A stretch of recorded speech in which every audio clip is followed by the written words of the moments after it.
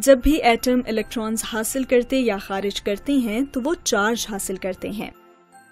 याद करें कि इलेक्ट्रॉन्स पर मनफी चार्ज होता है, लिहाजा इलेक्ट्रॉन्स का हुसूल या ज़िया चार्ज पैदा करता है और ये चार्ज रखने वाले ज़र्रात यानी पार्टिकल्स आयंस कहलाते हैं। जब एटम इलेक्ट्रॉन्स खारिज करता है तो वो मुस्बत चार्ज हासिल करता है और मुस्बत चार्ज रखने वाले आयंस को मुस्बत बर्कपारे यानी कैटायंस कहा जाता है। इसको याद रखने का एक आसान सा तरीका ये है कि कैट्स हैव पॉज। इसके अलावा जब एटम इलेक्ट्रॉन्स हासिल करता है तो उन पर मनफी चार्ज होता है और मनफी चार्ज रखने वाले आयंस मनफी बर्कपारे यानी एनायंस कहलाते हैं। चलिए Na को बतौर मिसाल देखते हैं।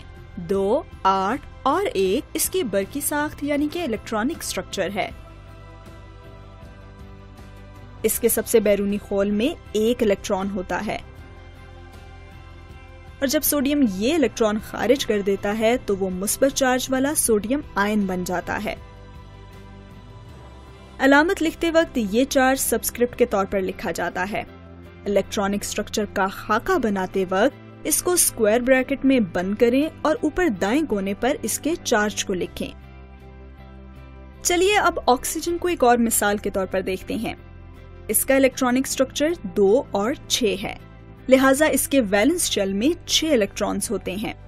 ऑक्सीजन 2 इलेक्ट्रॉन्स हासिल करके मनफी चार्ज वाला ऑक्साइड आयन बनाता है। इलेक्ट्रॉनिक स्ट्रक्चर का खाका बनाते और अलामत लिखते हुए चार्ज याद से लिखें। अगर हम इन 2 आयंस के इलेक्ट्रॉनिक स्ट्रक्चर को देखें तो हमें मालूम होगा कि इनका बैरूनी खोल मुकम्मल है और हम ये भी देखेंगे कि इनका इलेक्ट्रॉनिक स्ट्रक्चर नोबल गैस की तरह ही है। सोडियम आयन और ऑक्साइड आयन का इलेक्ट्रॉनिक स्ट्रक्चर नियॉन एटम की तरह ही है।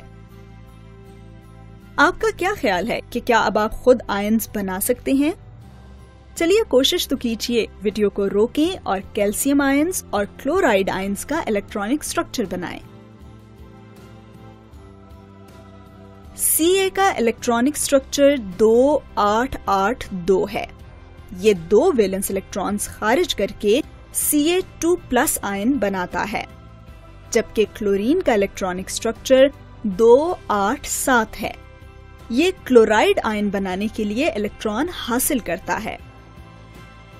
इन दोनों आयंस का इलेक्ट्रॉनिक स्ट्रक्चर आर्गन के एटम की तरह ही होता है।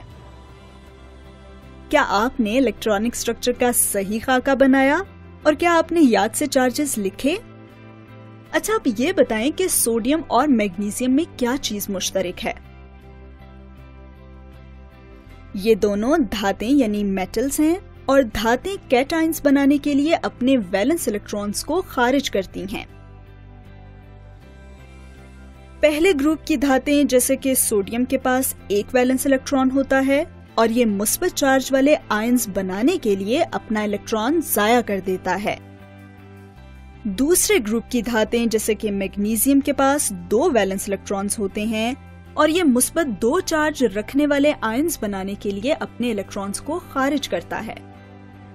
ऑक्सीजन और फ्लोरीन दोनों गैर धातें या नॉन मेटल्स हैं और नॉन मेटल्स एनायन बनाने के लिए इलेक्ट्रॉन्स हासिल करते हैं। ऑक्सीजन छठे ग्रुप में शामिल है और इसके पास 6 वैलेंस इलेक्ट्रॉन्स हैं। यह मनफी 2 चार्ज रखने वाले आयन बनाने के लिए 2 इलेक्ट्रॉन्स हासिल करती है। क्लोरीन 7वें ग्रुप में शुमार होती है और इसमें 7 वैलेंस इलेक्ट्रॉन्स होते हैं और ये 1 इलेक्ट्रॉन हासिल करके मनफी 1 चार्ज रखने वाला आयन बनाती है।